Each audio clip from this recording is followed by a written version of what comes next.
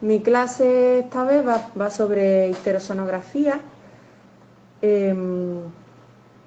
La histerosonografía, como sabemos, pues se trata, también es conocida como ecografía de infusión salina y se trata de un procedimiento por el cual se introduce suero salino fisiológico en la cavidad a través de cervix. Esta técnica, pues, el objetivo principal pues, es optimizar la visualización de la cavidad en nuestra consulta de ginecología y así poder ver mejor pues, posibles pólipos, miomas, sinequias que podamos ver. Esto lo iremos viendo más adelante.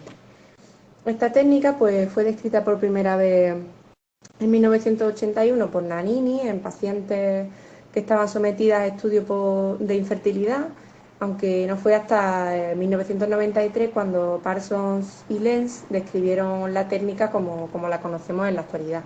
Estudios publicados con esta prueba presentan altas cifras de sensibilidad y especificidad, como vemos de un 95 y un 88% en el diagnóstico de patología endometrial en general. Y unas tasas de éxito pues muy similares a la histeroscopia, presentando, como sabemos, pues mejor tolerancia por parte de la paciente. Esta técnica, pues, como pongo aquí, es un procedimiento muy sencillo y económico y aumenta mucho la precisión de la ecografía, ayudando a veces, pues, incluso a evitar procedimientos diagnósticos invasivos. Indicaciones. ¿Cuándo tenemos que hacer la histerosono? Pues la American Institute of Ultrasound in Medicine en 2015 publicó las indicaciones principales, que son sangrado uterino anormal, anormalidades focales o difusas de la cavidad uterina que se sospeche por ecografía transvaginal, anomalías uterinas congénitas o adquiridas, infertilidad o esterilidad y visualización subóptima del endometrio por ecografía transvaginal. La primera y principal pues, es sangrado uterino anormal. Como sabemos, pues es uno de los principales motivos de consulta ginecológica, donde la primera prueba que hacemos pues, normalmente es la ecografía transvaginal. Deberemos complementarla pues, con la histerosono pues, cuando veamos que el endometrio está engrosado o que la visualización endometrial pues, sea dificultosa. Aquí en esta imagen a la derecha he dejado, como se vería en la ecografía transvaginal simple, pues un endometrio engrosado. El sangrado vaginal activo no es una contraindicación absoluta, sino solo relativa, porque a veces pues, no pueden dificultar la distensión de la cavidad, la interpretación de la prueba, pero en principio si es un sangrado escaso no debería de darnos problemas.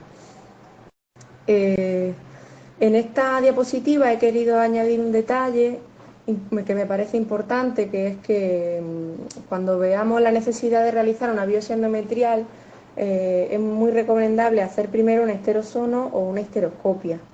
Y ya que las biopsias a ciegas, como las que hacemos en urgencias, pues solo están justificadas si la normalidad endometrial que vemos es difusa. Si las lesiones son focales, pues preferiblemente la haremos de forma dirigida con histeroscopia. En cuanto a anormalidades de la cavidad uterina y estudios de infertilidad y esterilidad, pues podemos encontrar desde miomas, sinequias, pólipos, esto lo iremos viendo a continuación.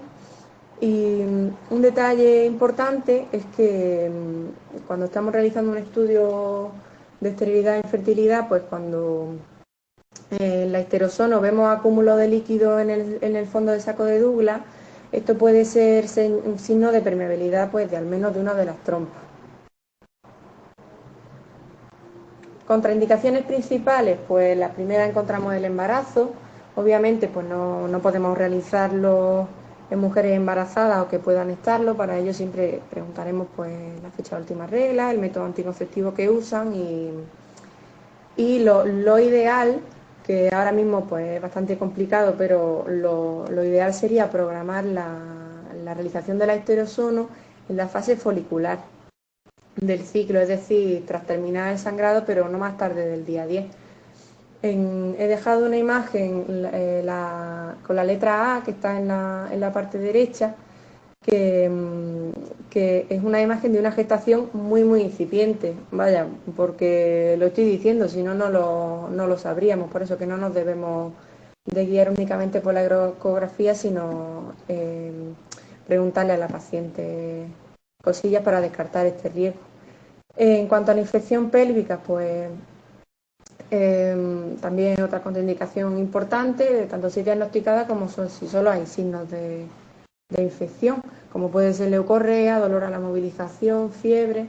En la imagen del centro hemos puesto una imagen de una endometritis por retención de restos puerperales, que sería pues, claramente una contraindicación para realizar esta prueba. Otras contraindicaciones pues son si vemos un hidrosalpis y en cuanto al cáncer de cervix no hemos encontrado publicaciones que contraindiquen directamente la histerosono, pero nos parece muy lógico contraindicarlo, ya que las contraindicaciones de la histerosono pues son prácticamente las mismas que la histeroscopia. Aquí debajo donde pone cáncer de cervix he dejado una imagen de un cervix completamente normal visto por ecografía transvaginal, pues para recordarnos siempre que tenemos que verlo, que muchas veces pues sobre todo cuando tenemos sangrados anormales, pues nos vamos directamente al endometrio y nos dejamos un poco olvidado el cuello, y es totalmente accesible, se ve perfectamente con esta prueba y debemos utilizarla. En cuanto al cáncer de endometrio, la histerosono no aparece contraindicada, incluso en algunos centros la tienen como que ayuda al diagnóstico de este cáncer. Sin embargo, debemos tener en cuenta que se han dado casos de una diseminación de células malignas a cavidad abdominal a través de las trompas durante la realización de la histerosono. Debido al volumen de líquido que usamos y la baja presión intrauterina alcanzada, pues esto es anecdótico. Se ha visto pues, en un 7% de los casos, pero que sabemos que ya está a saber qué puede pasar. En cuanto a la técnica, pues previo a empezar la prueba, pues tendremos que hacer, como siempre, nuestra exploración bimanual, nuestra ecografía transvaginal y para ver pues el estado, la posición del útero, etcétera. Normalmente pues no requeriremos analgesia. Si la paciente es muy aprensiva o si antes, otras veces que se ha realizado esta prueba, pues ha tenido mucho dolor, incluso se puede recomendar una INE una hora antes. Y el uso de profilaxis antibiótica pues no está indicada de forma sistemática. Ya explicando el procedimiento paso a paso, pues lo primero que haremos es colocar un espéculo en vagina. He dejado aquí arriba a la izquierda el espéculo Collins, que sería el adecuado, ya que tiene una llave que hace que se abra y a la hora de la extracción del espéculo pues nos facilita mucho dejar el catéter intacto. Pero bueno, que podemos poner el espéculo que tengamos. Una vez que visualizamos el cervix, pues sería muy adecuado limpiarlo con una solución antiséptica como clorexidina y después pues comenzamos a introducir el catéter por el orificio cervical externo. Es interesante pues purgar previamente el catéter con suero, porque así podemos evitar que pequeñas cantidades de aire pues, nos produzcan después artefactos ecográficos. La mayoría de autores pues, nos recomiendan el uso de un catéter flexible en inseminación intrauterina de 5F y unos 25 centímetros, aunque otros también usan catéteres con balón de doble entrada, que esto sobre todo tiene más utilidad cuando tenemos unos cuellos dilatados para no perder mucho líquido. A continuación pues progresamos el catéter por el canal cervical. Podemos usar, como sabemos, una pinza de Pozzi, aunque no se recomienda de forma sistemática porque obviamente disminuye la tolerancia al procedimiento. A continuación retiramos el espéculo, conectamos el catéter a una jeringa de 20-50 mililitros y el proceso pues, se suele realizar con suero salino fisiológico. Hay sitios donde se está empezando a realizar con gel, que hace que refluya menos y tal. Pero ahora mismo aquí lo hacemos con suero. Se introduce a continuación la sonda vaginal y realizaremos un corte sagital medio uterino. Y entonces cuando comenzamos a estirar el suero salino, pues muy lentamente vemos como la cavidad se va abriendo poco a poco, se va expandiendo y pues ya solo nos queda explorar la cavidad de forma sistemática, como siempre hacemos con nuestros cortes sagitales y transversales. Aquí abajo a la derecha he puesto una imagen pues, de una cavidad distendida con un endometrio fino y aquí pues vemos que en este caso pues, se ha usado un catéter de balón. Una vez que hemos hecho esta prueba, pues ¿qué podemos encontrarnos? Pues en primer lugar pólipos. Se observa, como su nombre indica, pues una lesión polipoide bien definida, homogénea, isoecoica, que preserva la interfaz endometrio-mimetrio. Características atípicas pues pueden ser un componente cístico, que sean múltiples, que la base sea amplia, que sean hipoecogénicos o que sean heterogéneos. Como sabemos, pues es el hallazgo más frecuente. Están asociados a sangrado intermenstrual, a reducción de tasas de implantación en FIP, aunque también pueden permanecer asintomáticos. La histeroscopia continúa siendo la gol estándar para el diagnóstico, porque además permite la resección uterina en el mismo acto, aunque ambas técnicas han demostrado tener una sensibilidad muy similar. En concreto, la histerosono pues, tiene una sensibilidad y especificidad para el diagnóstico de pólipos de un 93 y un 81%. Abajo a la izquierda he dejado una imagen de una paciente de 52 años con sangrado uterino anormal, con múltiples pólipos endometriales, como vemos marcados con la flecha, y que de nuevo pues, se ha vuelto a usar un catéter de balón. La imagen del centro es también una paciente de 55 años con sangrado menopáusico y un pólipo endometrial benigno que se confirmó por anatomía. Y aquí a la derecha pues he dejado una imagen de cómo se vería en histeroscopia estos pólipos. El siguiente hallazgo que podemos encontrarnos pues son los miomas submucosos, que se verán como masas sólidas con sombra acústica normalmente, aunque pueden verse hipo, iso o hiperecoicos, bien definidos, con base amplia.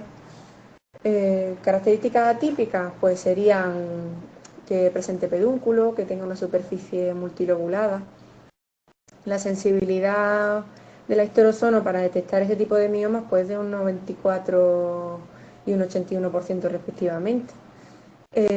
Aquí en la zona izquierda he dejado una imagen donde vemos A, B y C, que está un poco esquematizado la clasificación de miomas submucosos de la Sociedad Europea de Histeroscopia, que clasifica pues grado 0 la imagen número A, que es la protrusión completa del mioma en cavidad, grado 1, que el mioma afecta a menos del 50% del miometrio, y grado 2, que afecta a más del 50%.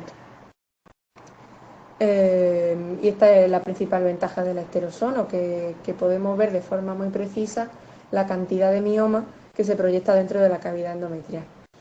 Y aquí abajo pues he dejado imágenes de miomas submucosos vistos tanto con histerosono como por histeroscopio. También podemos encontrar pues hiperplasia endometrial. ¿Cuándo usaremos la histerosono? Pues cuando veamos un endometrio irregular, engrosado, de aspecto heterogéneo. Sabemos que este diagnóstico siempre debemos confirmarlo por estudio histológico, y en un estudio de Soares et al, pues para el diagnóstico de hiperplasia endometrial la exactitud de la histerosono comenta que llega a ser igual a la de su gol estándar, que es la histeroscopia. Aquí en esta diapositiva también he querido hacer un apunte de cómo tenemos que medir las paredes endometriales con histerosono o simplemente cuando haya líquido dentro de la cavidad. Y es, medimos las paredes endometriales anterior y posterior, donde aparezcan más engrosadas, y las sumamos. Si vemos que el engrosamiento es asimétrico, como vemos en la imagen esquemática, pues deberemos recoger las medidas de la pared anterior y posterior por separado. En la zona de la derecha he dejado una imagen de una hiperplasia endometrial en una paciente de 53 años con sangrado uterino anormal. En la imagen A en una ecografía transvaginal simple y la B pues la histerosono, y vemos que tiene un endometrio engrosado y con múltiples áreas císticas marcadas con la punta de flecha. En cuanto a adherencia y sinergia, pues sabemos que son causa de amenorrea secundaria, de infertilidad y que pueden ser resultados pues, de endometritis, de infecciones pélvicas previas, de instrumentaciones repetidas de la cavidad, de interrupción quirúrgica incompleta del embarazo. Veremos estas lesiones pues, como bandas hiperecogénicas, finas y móviles que cruzan la cavidad y que no están recubiertas de endometrio.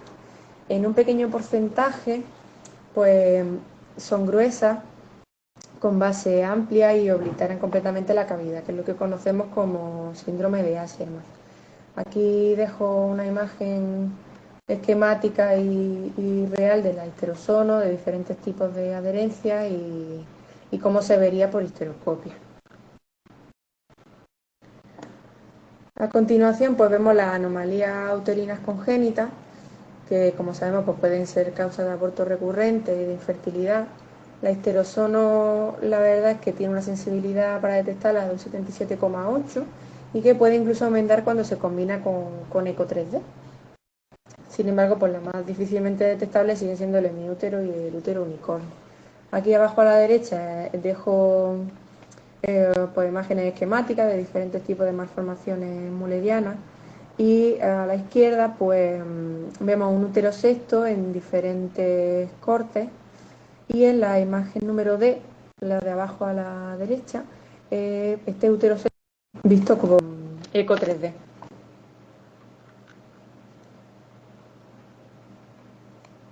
En cuanto a otra cosilla que tenemos que tener en cuenta son los falsos positivos. En algunos casos pues, pueden observarse hallazgos patológicos pues, que no se confirman con histeroscopia, que suelen atribuirse pues, a coágulos de sangre, a moco, a despegamiento del endometrio normal. Este caso que pongo aquí pues, fue una paciente que acudió por sangrado posmenopáusico y en las imágenes A y B pues, se observa esta masa ecogénica en la cavidad endometrial y en la imagen C pues, se hace un Doppler y vemos que no tiene flujo.